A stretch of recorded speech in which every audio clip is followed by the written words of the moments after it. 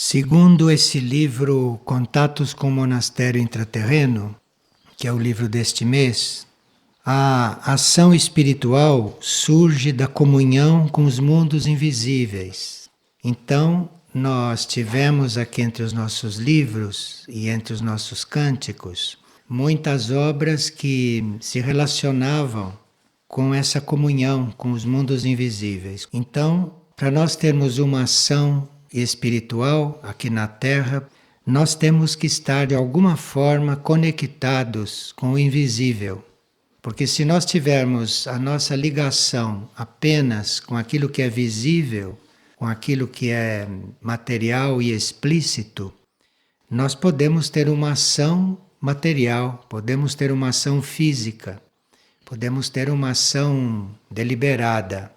Mas a ação espiritual não vem do que a gente maneja aqui. Então, nós aqui podemos manejar as coisas com ótimas intenções e faremos ações terrenas, terrestres, materiais. Para nossa ação ter uma energia espiritual ou uma vibração superior, é necessário que a gente esteja apoiado naquilo que é invisível, buscando aquilo que é invisível e considerando aquilo que é invisível tão real quanto aquilo tudo que se está vendo. Este livro, Contatos com o Monastério Intraterreno, auxilia muito no aperfeiçoamento desta consciência. Agora, se nós ao pensarmos, se nós ao considerarmos o invisível ou os mundos invisíveis, nós tivermos ainda a aspiração a estar aí bem consciente, então é claro que a nossa ação vai ser muito mais profunda e muito mais ampla, de muito maior repercussão nas almas, na parte interna das pessoas, dos seres. Então, no CD do coral, nós reunimos todos os cânticos que dizem respeito aos mundos invisíveis dos quais nós tratamos. Vocês têm aí uma oportunidade de se exercitarem e uma oportunidade de fazerem um relacionamento sutil e interno com estes temas.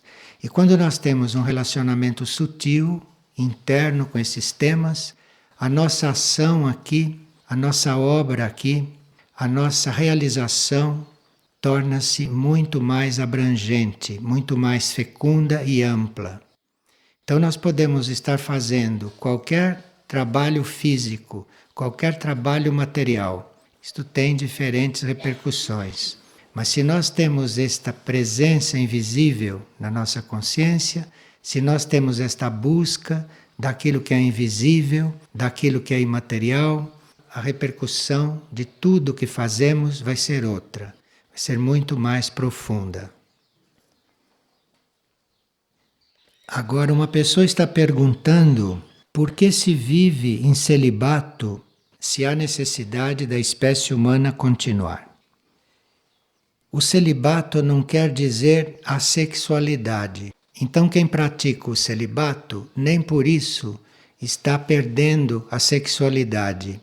Então, quem pratica o celibato não está impedido de colaborar na continuidade da espécie humana. Porque na hora que ele tiver que usar a sexualidade para isso, ele usa. O celibato não invalida esta outra característica do ser. Agora, o celibato é praticado, em alguns casos, para que a energia do indivíduo se reordene. Então, pode ter havido desequilíbrio energético nesse campo, no passado do indivíduo, e um período de celibato mais ou menos prolongado, isto vai reequilibrar as energias do ser, vai recolocar a energia dele no lugar correto. Ou também o celibato pode ser praticado como preparação a etapas futuras, porque as etapas futuras da humanidade não vão ser em corpos físicos como estes que nós usamos.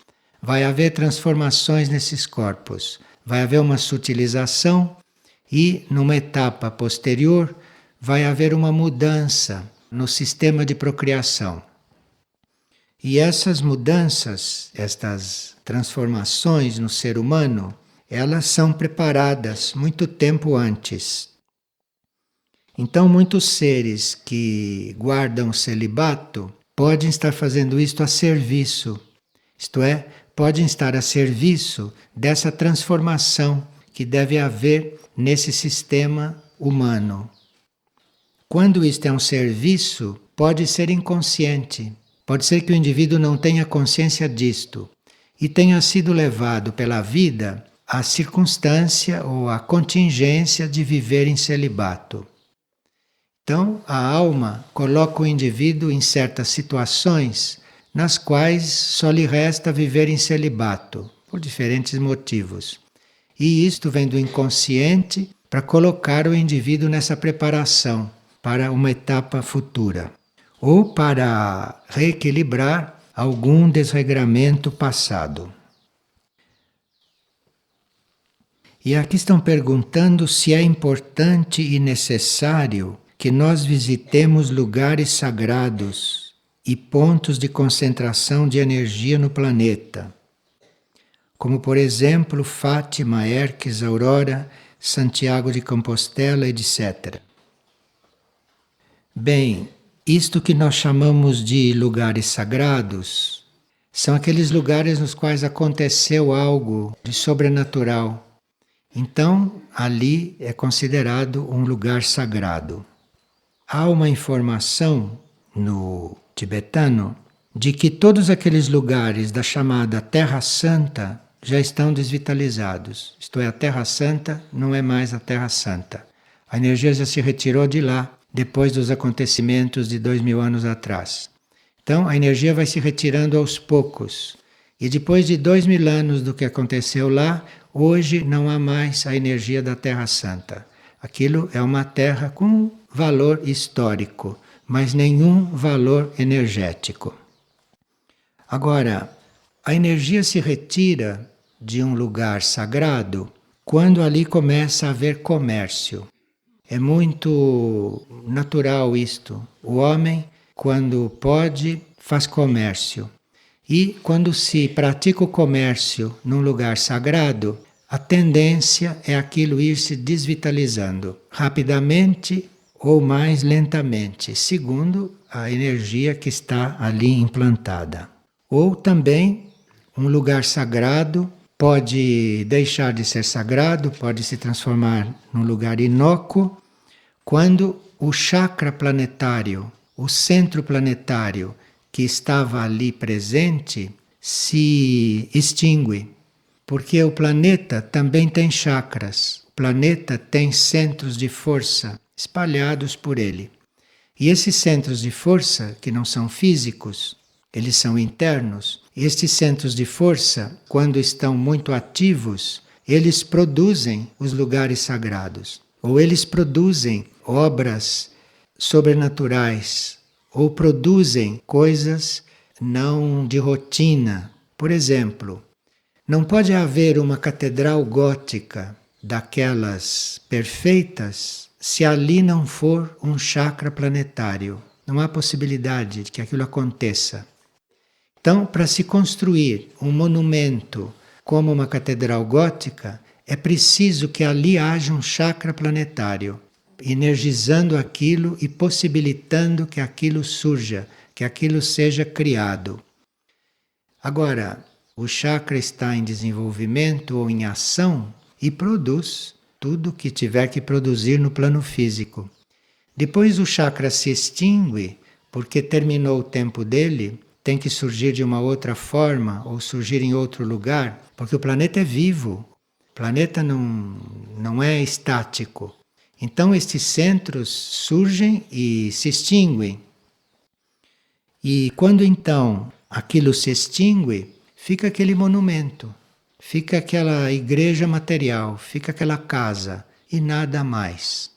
E aqueles que sentem, aqueles que percebem, quando entram nesses lugares, ou quando pensam nesses lugares, ou quando se comunicam com esses lugares, mesmo de longe, podem saber se isso está vivo ou se isto é um mero monumento, daquilo que foi aquela expressão. Então, nós podemos ter esses contatos, podemos ter essas impressões ou essas vivências, mesmo à distância, mesmo de longe. Há muitas pessoas que nunca vieram aqui fisicamente e que têm a mesma relação com isto aqui que vocês têm, vocês que vêm aqui. Então, isto nem sempre é necessário o contato físico para estas coisas se darem. Muitas vezes é bom o contato físico e é mesmo necessário, faz parte do projeto daquele centro espiritual. Mas, quando há um lugar sagrado, isto pode trabalhar à distância. E nós podemos estar comunicados com isto à distância, porque isto não é material, isto é suprafísico e isto não é natural também. Dentro do sistema de chakras humano, dentro dos 7 chakras humanos, os chakras inferiores, aqueles abaixo do diafragma, nas pessoas evoluídas vão se recolhendo, vão sendo sublimados, vão deixando de ser ativos. As energias vão subindo para os chakras superiores. Esse era o sistema de chakras, que ainda é vigente em muitos seres. Não todos, mas ainda é vigente em muitos seres. Então, no sistema de chakras, a energia não se extingue. A energia se sublima e passa para o centro superior. E vai subindo até chegar na cabeça. Mas esse sistema, que é vigente para alguns, não é mais o sistema atual. O sistema atual é o do consciente direito, que não são chakras no corpo etérico, não são chakras no corpo físico, mas são centros energéticos fora do corpo, na aura etérica do indivíduo, na aura astral e na aura mental. Esse consciente direito, ele está começando a ser desenvolvido agora, à medida que o sistema dos chakras no indivíduo vai se neutralizando. E aí vai desenvolvendo esse sistema do consciente direito. E esse sistema do consciente direito, ele tem o plexo cósmico direito, tem o cardíaco direito e o cerebral direito, que serve para a vida planetária. Então nós desenvolvemos esses 3 centros do consciente direito para efeito de vivermos a vida planetária, vida deste planeta, nesta humanidade. Agora, para nós desenvolvermos a vida extraplanetária, para nós já estarmos participando da vida extraplanetária, aí há necessidade do desenvolvimento de outros centros, que se chamam centros supraluminares, que estão mais além, que estão em níveis ainda mais sutis do que este etérico. Então, quando vão desenvolvendo esses centros supraluminares, então o homem pode ter vida extraplanetária, encarnado ou não. Então, o sistema mudou. Pois não. Poderia também, nesses lugares, estar impregnado alguma coisa assim? Sim, está dizendo que nesses monumentos antigos pode estar impregnado até hoje a energia ali desenvolvida, sim. Como está impregnado naquelas paredes, naquele local, todas as reações das pessoas que entraram ali dentro. Quando um lugar deste é muito frequentado, a sua energia acaba ficando um pouco heterogênea. Porque todas as reações daquelas pessoas, todas as ambições, ansiedades, enfim, todas as reações vão ficando impregnadas ali.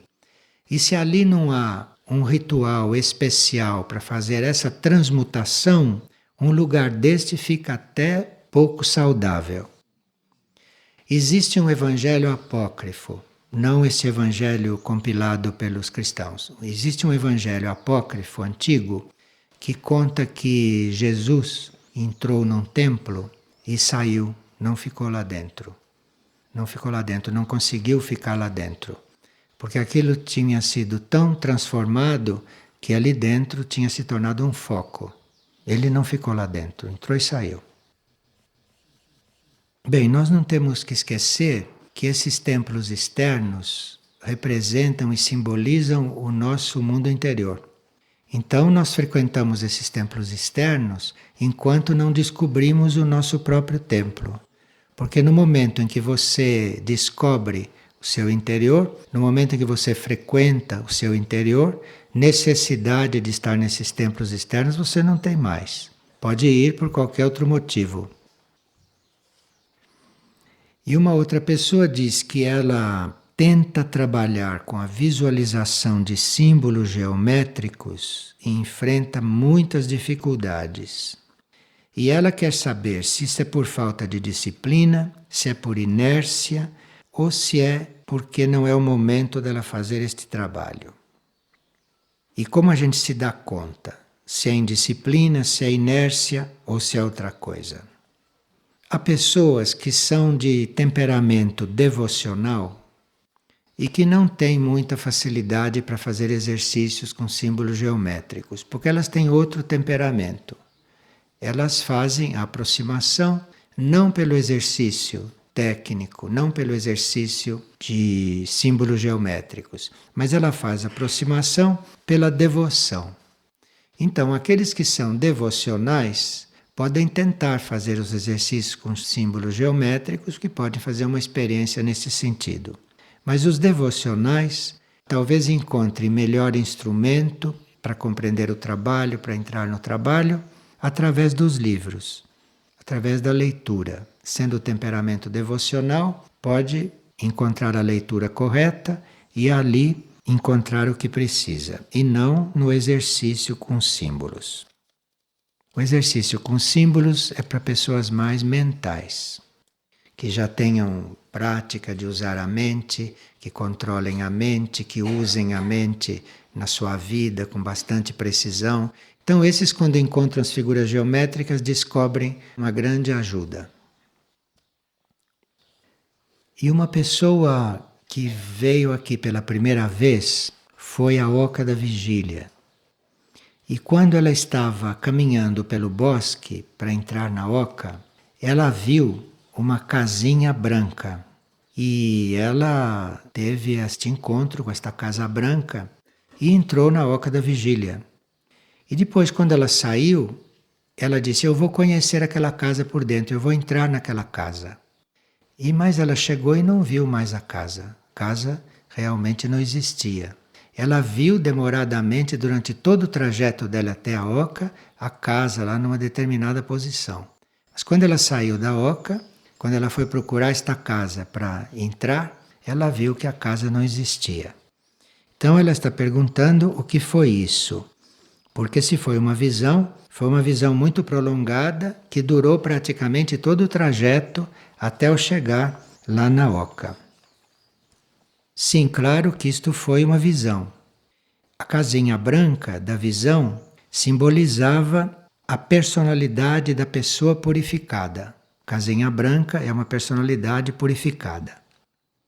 Mostrava-lhe que a vigília iria servir para que esta purificação ocorresse, e mostrava para ela insistentemente na visão astral que ela deve tornar-se aquela casinha branca, isto é, que ela deve trabalhar para a purificação da personalidade. Agora, uma pessoa faz uma pergunta sobre meditação, então ele pergunta se a meditação pode ser usada para nós nos conectarmos com o eu superior. E qual é a técnica mais eficaz para meditar? O que a gente chama de meditação é quando um certo estado interior da nossa alma se reflete aqui na nossa consciência e permeia a nossa consciência física. Então nós estamos em meditação. A meditação não é um fato superficial. As pessoas às vezes sentam e dizem: eu vou meditar. Não está acontecendo nada, porque a meditação é um fato interior, que pode se dar você sentado ou em pé, andando, fazendo outra coisa. Isto é um fato interior. Então é um estado interno que pode se refletir aqui fora. E se ele permeia a consciência externa, se esse estado interior chega até a consciência externa, então externamente vê-se que a pessoa está numa atitude meditativa. Mas ela não está na atitude meditativa porque ela se colocou naquela posição, porque ela forçou. Ela está na atitude meditativa porque o estado interno dela veio para a superfície e permeou a consciência externa dela. Esse estado interno nosso, que pode emergir sob a forma de estado meditativo ou não, esse estado interno pode ficar lá dentro, sem que a gente tome aqui fora nenhuma atitude meditativa, porque ele não emergiu, ele não permeou a nossa consciência externa. Esse estado interno vai surgindo ou vai sendo percebido quando a nossa personalidade, quando a nossa consciência externa está tranquila e voltada para a energia divina, para a energia interna. Então, se a nossa consciência externa, se a nossa personalidade está tranquila, entregue, interiorizada, ou com isto em mente, com isto na consciência, então pode surgir aí a consciência da meditação. Isto é, nós podemos perceber esse estado interno que acontece dentro de nós. As técnicas, porque a pessoa pergunta sobre as técnicas. Não há nenhuma técnica que leve uma pessoa a meditar. As técnicas podem sugestionar a pessoa e ela sugestionada ou ela hipnotizada pelo excesso de exercício pode imaginar que está meditando. Mas se ele está meditando não foi pela técnica, porque a técnica não leva ninguém a meditar. O que a técnica faz é preparar os corpos para que eles fiquem mais receptivos. E se os corpos ficarem mais receptivos, então aí sim eles podem perceber alguma coisa, mas não pela técnica. Porque se o indivíduo aplicar a técnica, mas se os corpos não ficarem receptivos, a técnica de nada adianta. A técnica não resolve. O que resolve são os corpos estarem receptivos a isto. Agora, há muitos caminhos para nós entrarmos em meditação, ou muitos caminhos para nós percebermos o nosso estado interior meditativo. E um desses caminhos é o serviço ao plano evolutivo e o serviço desinteressado. Então, há pessoas que chegam muito mais próximas desse estado através do serviço que prestam do que dos exercícios que fazem, ou do que das lutas que travam consigo mesmos para chegarem nesse estado. Agora, o serviço desinteressado, ele é válido para isto, e esse serviço pode levar o ser a esse contato com esses estados internos, quando o indivíduo está a serviço desinteressadamente, mas está esquecido de si. Porque se o indivíduo está servindo e se lembrando de tudo isso e pensando nele, ou tendo o ego dele em primeiro lugar, com tudo aquilo que o ego sente, faz, pensa, ressente, então esse serviço pode ser útil, mas não para isto. O serviço é útil para você reconhecer o seu estado interior quando você está esquecido de si enquanto serve. Quando o seu ego, quando o seu estado humano não entra ali, não fica presente. Quando você está esquecido deste ego humano que a gente é também. E é preciso que esse serviço, além de ser desinteressado e de haver um esquecimento de si, é preciso persistência. É preciso que isto seja contínuo, que isto não fique se interrompendo, que isto não seja intermitente, mas que isso seja uma coisa contínua, principalmente na consciência, principalmente mentalmente. Isto é, tudo aquilo que nós estivermos fazendo, agindo, vivendo, na consciência, nós estamos conectados com este processo. Nós instalamos em vários lugares locais de serviço, porque sabemos que a vida hoje é uma vida muito exteriorizada, muito agitada, que as pessoas têm muitas coisas no cérebro para serem purificadas, têm muitas coisas na mente. Então, essas casas de serviço, esses lugares de serviço, são uma oferta que o trabalho faz para aqueles que querem, através do serviço desinteressado, conhecer esses estados. Então, a Casa do Serviço lá em São Paulo, esta casa aqui em Carmo da Cachoeira, onde se serve a casa do céu azul também, onde se trabalha para os outros desinteressadamente. Tudo isto, aparentemente, é um serviço material. Mas isso não existe para serviço material somente. Isto existe para que haja um local físico onde as pessoas possam estar realmente em serviço.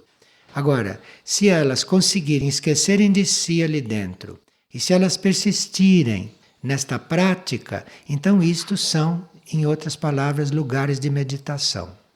Mas para isto ser lugar de meditação, precisa que a gente se comporte como quem está buscando esta meditação. Agora, se nós estamos ali buscando outras coisas, então serão lugares de serviço, mas não serão centros de meditação, não serão núcleos de meditação. Faz parte deste reconhecimento, faz parte deste estado interior reconhecido, que a gente não tenha mais dúvidas sobre isto e mais, que a gente não tenha mais perguntas a fazer sobre isto. Porque cada vez que você está indagando sobre o seu próprio estado, você está puxando a sua energia para o plano mental. E estas coisas não acontecem no plano mental. Estas coisas acontecem mais profundamente. Cada vez que você indaga, cada vez que você pergunta, cada vez que você discute, cada vez que você critica, o que acontece é que você puxa a energia do lado fundo e traz para o nível da mente, e traz para o plano astral.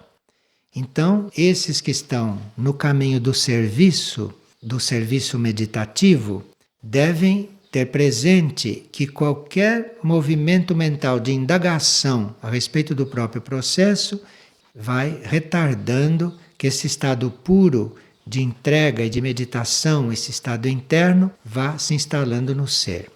Então, chega uma certa altura que desaparece a curiosidade por estas coisas. Chega uma certa altura do nosso trabalho de esquecimento de si, que desaparece esta necessidade de saber de tudo. Então aí nós estamos realmente entrando nesse outro estado. Estamos realmente chegando mais próximos desse estado onde não há mais perguntas e nem respostas, mas há um estado interno estável que reflete uma realidade mais interna da alma ou da mônada. E uma pessoa pergunta: quem já cometeu vários erros e se arrepende profundamente, esta pessoa tem chance de conseguir o perdão? Essas palavras perdão, arrependimento, isso são palavras muito conhecidas, mas que perdem completamente o valor se a gente não tem uma atitude real, verdadeira perante elas. Então, o que acontece quando nós reconhecemos que fizemos uma coisa que não queríamos mais fazer? O que nós reconhecemos aí? Nós reconhecemos que aquilo não é mais atual para nós. Então, se aquilo não é mais atual para nós, é inútil continuar fazendo. Então, isto é o que se chama arrependimento. Não sei se isto é arrependimento. Não tem o sentido da palavra. Mas a realidade é esta. Não adianta você se arrepender e continuar fazendo. Não adianta nada. Então, esta palavra arrependimento precisa explicar um pouco o que isto quer dizer. Então, se você tem uma certa ação, se você se arrepende, mas não muda, não faz o contrário, ou não para com ela, não adianta nada este arrependimento. Isto de nada serve. O que vai acontecer é que você vai ficar doente de algum órgão do corpo que fica abalado, fígado principalmente, começa a ficar. Porque você está reconhecendo que não é mais e continua. Então aí começam outras coisas. Mas quando você descobre ou quando você percebe realmente que aquilo não é mais atual para você, então você passa a fazer o oposto daquilo. Você entra numa atitude oposta, porque aí você vai equilibrar aquela ação passada. Você não vai equilibrar aquela ação passada quando se arrepende. Você vai equilibrar aquela ação passada no conjunto da vida é quando você faz o oposto que você fez. Então, se você fez algo negativo, aquilo pode sim ser equilibrado. Aquilo pode sim ficar inócuo na sua conta kármica. Mas se você fizer o oposto daquilo, com a mesma intensidade, e aí então aquilo fica neutralizado. Eu não sei se chamam isto de perdão, porque você não pode perdoar um outro. Por mais que você diga eu te perdoo, nada acontece. Quer dizer, perdoo, te perdoo, sim, isso é muito fraterno, mas isto não serve para nada, porque o outro só vai estar realmente perdoado é quando ele fizer o contrário do que fez. Aí sim. E não precisa que você perdoe, precisa que ele faça, você perdoe ou não. Não tem nada a ver uma coisa com a outra. Agora, dentro da lei kármica, isso tudo é mais coligado, é mais ligado. Mas como nós estamos nos preparando para transmigrar desse karma material para outra lei evolutiva, é bom sabermos dessas coisas. Então não esperem que alguém perdoe vocês pelo que você fez para ele. Não precisa esperar. Você faça o contrário, mesmo numa outra direção, para ele ou numa outra direção, e deixe ele lá, que faça o que ele entender com o que aconteceu, porque pode não influir em nada. Agora, se você faz o oposto com ele mesmo, claro que aqui tem um efeito direto e vai influir nos dois. Se isso não for possível, porque nem sempre é possível, então você faz o oposto numa outra direção, que isto já muda completamente a situação. E fica então aquele resíduo kármico material aí, mas que isto é simples da gente resolver. Basta que o karma traga de novo a pessoa na nossa frente, e acontece alguma coisa e nós pagamos e resolve. Isso é muito simples. Mas o importante é a transformação. O importante é que haja transformação. É que você faça o contrário, se quiser realmente se desligar daquele acontecimento, daquilo que foi feito. Em relação aos transgênicos em uso no país, o que será das pessoas num futuro próximo? A ciência mesma não sabe o que será das pessoas. Estão fazendo tudo isso, mas sem saber no que vai dar.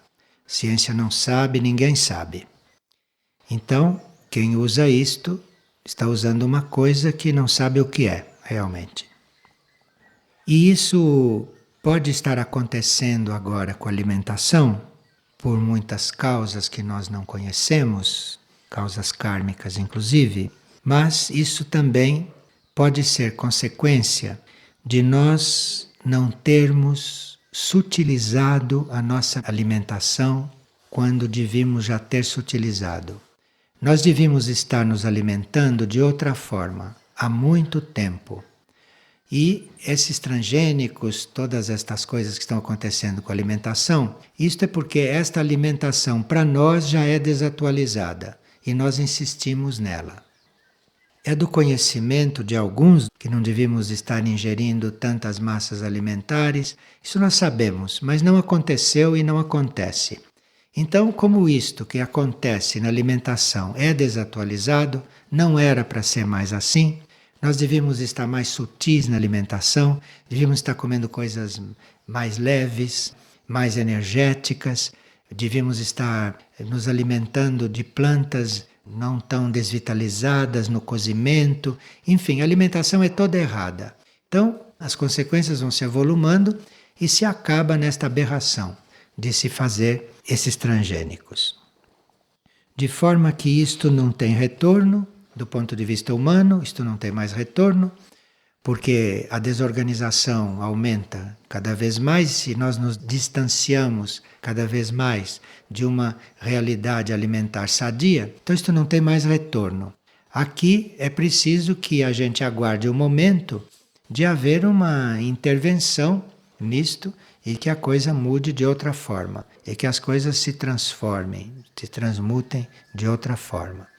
Aqueles que estão conscientes destas coisas, que não estão colaborando diretamente para estas coisas e que estão buscando uma forma de não pactuar com isto que está acontecendo, nesses pode começar um processo de transmutação. Então pode começar a acontecer no indivíduo, pode começar a acontecer até no corpo físico do indivíduo, uma capacidade de transmutar. Então aí se a transmutação se instala como lei no físico, então nada disto é problema, porque com a transmutação isto tudo se transforma, isto tudo muda. E essa transmutação feita pelas naves, esta transmutação feita pelas energias extraterrestres, é que vão reconduzir o planeta a uma ordem, a um equilíbrio. Mas nós, como seres humanos, não teríamos mais como regredir nisto, porque não há consciência, a onda destruidora é muito maior do que a consciência entre a humanidade e a superfície, então não há mais retorno nestas coisas. O que há é a possibilidade de cada indivíduo ou cada grupo entrar num movimento de transmutação, de transformação. Aí sim, individualmente ou em um ou outro grupo, isto pode se neutralizar. Isto dá energia, dá força, isto confirma a lei evolutiva, de forma que comece uma transmutação do processo como um todo. Aquilo que o indivíduo ingere pode se transformar no mecanismo de digestão dele, no mecanismo de assimilação. Por isso é que se falou no passado que não é importante o que entra pela tua boca. O importante é o que sai da tua boca. Não existe essa frase? O que entra pela tua boca pode ser transformado em seguida, se você transmutar. Agora, o que sai da tua boca é o que precisa ser visto antes. E depois que saiu, pois não. Você acha que ainda dá tempo para fazer um trabalho aí, na hora do resgate, né? Essas coisas não se faz dentro do tempo somente. Não, nestas coisas não tem dá tempo ou não dá tempo. Quer dizer, nestas coisas você faz o que tem que fazer. Porque aquilo reflete no eterno. Nessas coisas o tempo físico é secundário. Então você em poucos momentos pode fazer um trabalho de séculos. É um outro tempo que entra aí. Aí o que importa é a qualidade da ação, a intenção da ação. Principalmente a intenção da ação. Porque a intenção da ação é que atrai todos os elementos que você não poderia usar porque não estão à tua disposição.